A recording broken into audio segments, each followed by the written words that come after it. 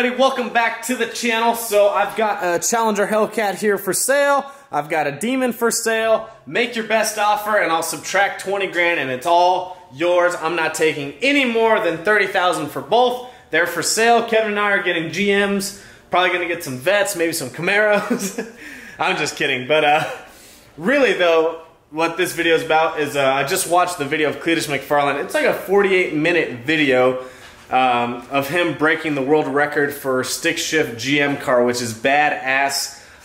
He ran a 7.8 at over 170 miles an hour, which is insane in a stick shift car to be able to drive that, to be able to get that power to the ground. And it's really cool because obviously he's got sponsors like Texas Speed and all these other companies sponsoring him, but he still did a lot of the work on the car himself. He's still the one at the track diagnosing it, and he's the one driving it. So you can't discredit him for that. You know, he's not some big name shop. Obviously he's a famous guy because of 1320 and because of his YouTube channel, but you can't discredit the guy at all. He ran a 7-second quarter mile in his Corvette, in a stick shift car, not an auto, which is really badass, and huge congrats to him. And you know, a lot of people want to discredit him because the car doesn't, if you don't know, the car doesn't have body pounds. If you don't know, where the hell have you been, first of all? But go look up Cleetus McFarland. You know, his Vette, it doesn't have body panels or anything, but, you know, I don't know what it weighs, maybe 2,900 pounds or something, 2,000 something. It's in the 2,000s, I'm sure. So it's really light, obviously. People want to call it a golf cart, go-kart, whatever, but still really cool that he was able to run a 7. Now, obviously, you know, it'd be a lot cooler if it was a full-bodied Corvette, which I'm sure someone will do soon. But he was the first one in the 7s, and you can't discredit him at all for that. It's badass that he was able to drive it into the 7s himself. And, you know, he's obviously a really good driver. I think he just also broke the 6th gen Camaro record or something like that for all motor, and that was a manual car also. So obviously the dude can freaking drive. So huge shout out to him. No, I'm not selling my Hellcat, and no, Kevin's not selling the Demon anytime soon. But these cars are heavy. Okay, everyone knows that these cars are heavy, and that's what they get their biggest, I don't know, their biggest downfall. The reason why people talk the most shit on them is, yeah, they have a ton of power, but they're heavy-ass cars. I just weighed my car, and I'm going to make a separate video on it, but I'm still way over 4,000 pounds with me in the car, and that's not light at all, you know. For instance, the drag pack, Challenger drag pack, I think they're about 1,000 pounds lighter. They get into like the 3,500 and 3,400 pounds, and that makes a huge difference. And the problem with the Hellcat, you know, a Vette or a Camaro, you know, you can take stuff out, but the problem with a Hellcat is all the weight is up front because the engine, the transmission are so freaking heavy in these cars, and the large doors, the large body panels, that's where all the weight's coming from. So I think, I want to say the power, or not the power, but the weight ratio front to back is like a 60-40 or some shit like that. It's insane. Now, there's a lot of weight in the front. I think it's actually more than 60-40, but there's a lot of weight in the front of the car. So like what I did, the rear seat delete and taking out the trunk carpet, taking out the sub, it honestly didn't do shit. The biggest difference I've made so far is changing out the leather seats for these Kirkies. Now, these honestly aren't that uncomfortable, but you know, you do start to lose some drivability when you do stuff like this. But taking out those big ass seats, I saved almost 200 pounds, which is a big difference. Plus, it's kind of like in the middle of the car, so it does help out a little. You don't want to be taking too much weight off the rear. But now, could a Hellcat ever go on the 7s? Oh God, I don't know. It'd have to be pretty well lightened, I would say. But if you don't know, there's a couple Hellcats in the 8s already, and one of them being a stick shift car, which is Leon Epling's car. I've made a video on it before, but it still is crazy to me that no one knows about how fast some of these Hellcats can go, and you know, they're still 4,000 pounds. Like, I think the lightest one I've seen so far is 3,900, and it's like a mini tubbed Hellcat. So the back is tubbed, and he's still at 3,900 pounds. Now, he still could take out a couple other things, but I mean, these things are heavy. So when they make the boat jokes, you know, the Mustangs, they got their crowd jokes, and the Corvettes, they've got the old man joke with the New Balance and the jean shorts. These are the boat jokes. That's all we hear. That's it. Everyone's joke about these is their boats. And I mean, look how freaking big these things are. Of course you're gonna call them a boat. I'd call them more of a yacht because the interior is pretty nice on them. So I'd say they're like a yacht rather than a boat. And I don't think they're a speedboat because, you know, they're pretty huge. And then you get into the, you know, you think these are heavy, then you get into the Charger, you know, it's like 100 pounds heavier. Plus, you know, like Kevin's, for instance, he's got airbags, he's got him. You know, he weighs more than I do, obviously. I'm a little scrawny bitch. And Kevin's actually a big burlesque man. You know, he's actually got some weight in his car. I mean, you're talking about his car full tank with him in it. He's probably close to 5,000 pounds. I mean, you might as well just be drag racing trucks at this point. But we love our Hellcats. And do I think a Hellcat will ever go in the 7's? I think Leon's car. So if you don't know, back to Leon's car. It's a stick shift car. It is a Liberty built 6-speed, still a clutch car, so he still has a clutch to push in. He went 868 on a factory stock unopened motor, factory blower. Obviously he sprayed some nitrous, but he went 868. Now his car wasn't under 4,000 pounds. It was obviously lighter than the factory, which they come out to about 4480 from the factory with no fluids. That's curb weight. So you're probably talking like close to 4,600 when you got a driver and a full tank of gas. And so his was still over 4,000 pounds. I know that when he ran the 868. Now it might be lighter this year, but if you don't know, there's another guy named Cole. I think it's like Swanky Performance, something like that. He's gone 8s on an auto trans, and he now has a fiberglass front end. He went 8s before, but now he has a fiberglass front end. He's trying to go a lot faster. Those two are kind of the ones right now battling for the fastest Hellcat in the world. Obviously, Leon still has it. HHP's car, Top Cat, they've ran 8s before also. But Leon's car, he's kind of stepped it up a notch. And don't want to give too much away, but he does have a built motor with a big ass blower on it now. He's got a Kenny Bell 4.9. So he's got some big things coming. I think personally that car will go 7's. It's just going to be a matter of this shit right here. A matter of hooking up the rear tires with that much power.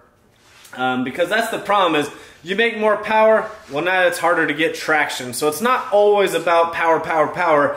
You got to be able to put the power down. And so that's why when people ask, you know, what's the first mod I should do to my Hellcat, I'm like, dude, get tires. Because even from the factory, these tires are just spinning like crazy with the factory power, which is only 707 with 650 to the wheels.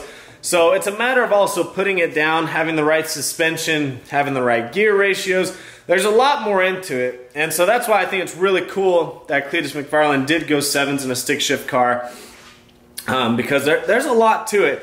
You don't just throw a bunch of money at a car and say it's going to run 7's. Now, to run 9's, there's a lot of cars these days, especially these modern muscle cars.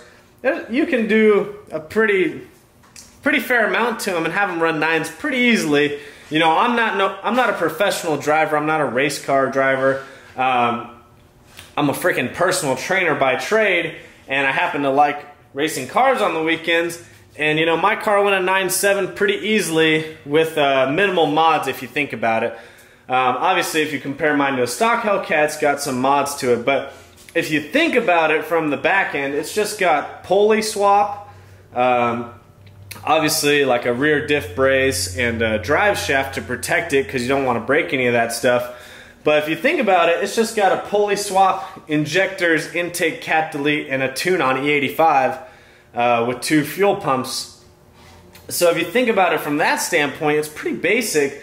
You know, I don't have an aftermarket blower on there. I don't have a built motor. I don't have a built transmission. Although I'll probably need one soon.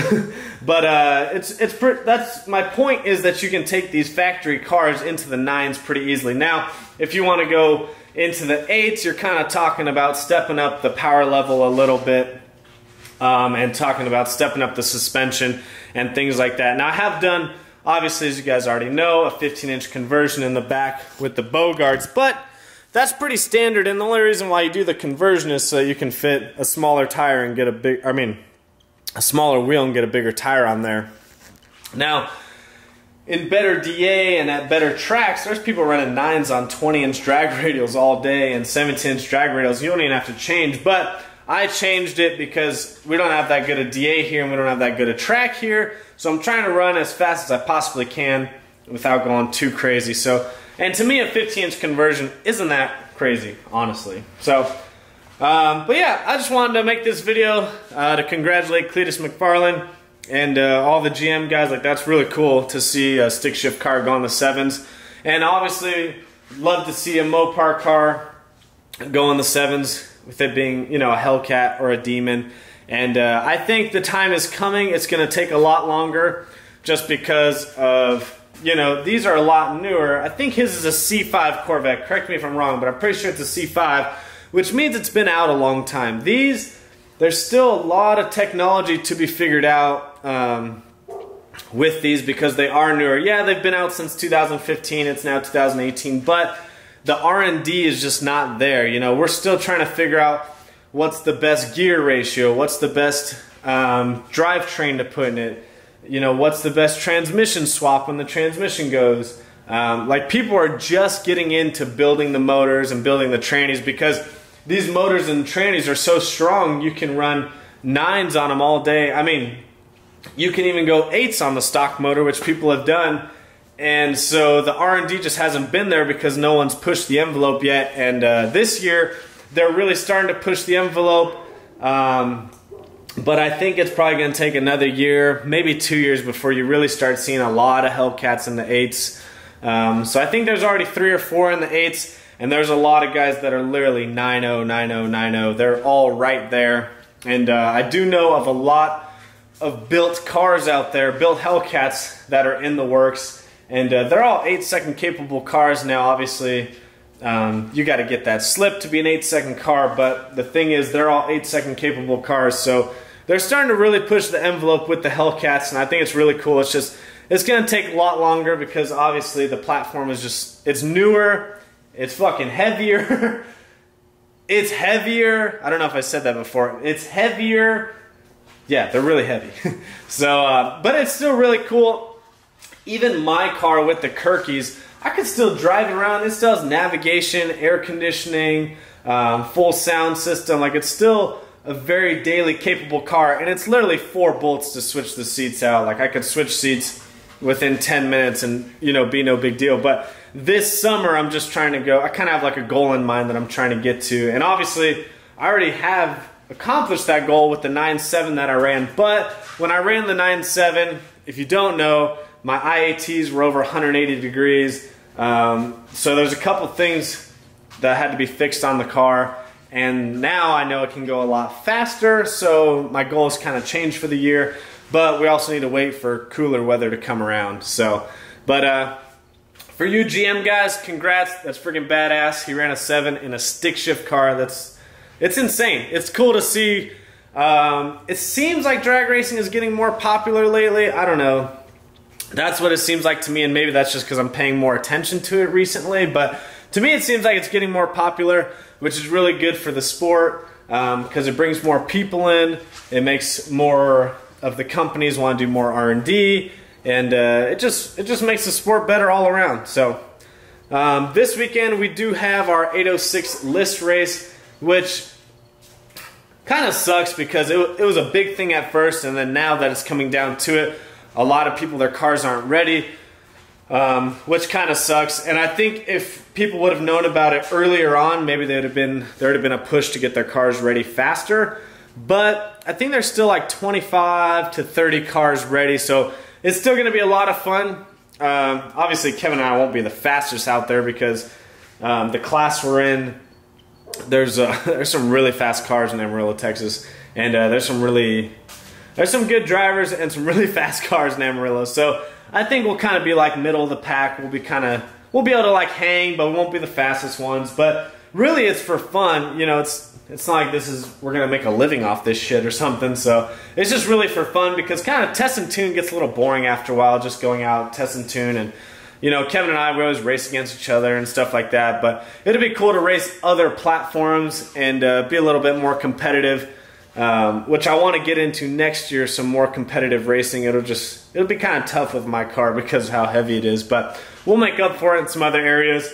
But we got that race coming up, and then obviously, I want to say it again, there's a race in Lubbock in September coming up, which it'd be kind of like a cash days type deal, which would be really cool for street cars, and we're going to do that. Same thing, we won't be very competitive in it, just because the class we're in with the mods we have. We won't be that competitive, but it's all for fun, and you should always support your local track events, whether your car is running or not.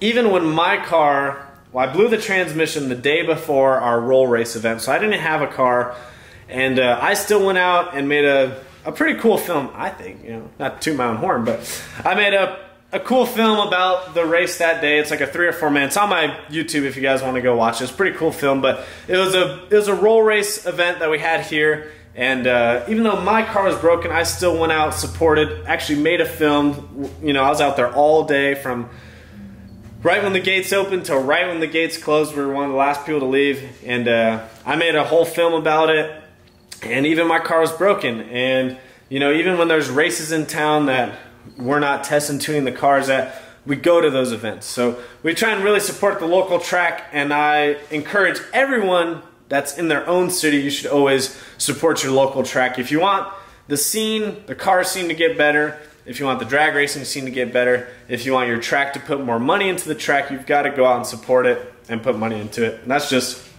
it's a business, so you got to remember they work off of money. So that's going to do it for today's video. Hopefully you guys liked that short video. And if you don't know, or if you haven't seen the video, go watch Cleetus McFarland's video. It's like 48 minutes, I think. And it's about him breaking the world record for the stick shift GM cars. And it's pretty cool. Kind of gave me chills watching like him progress through the 9s, through the 8s, through the 7s. And it's really cool to watch and to see him race his own car and work on his own car, because there is people that don't do that. So it's pretty cool to watch. You should go see it on his channel. And that's going to do it for today's video. So make sure you guys always comment, like, subscribe. Follow me on Instagram and Snapchat at DanV39. And if you notice the hat, if you know what it is, you know what it is.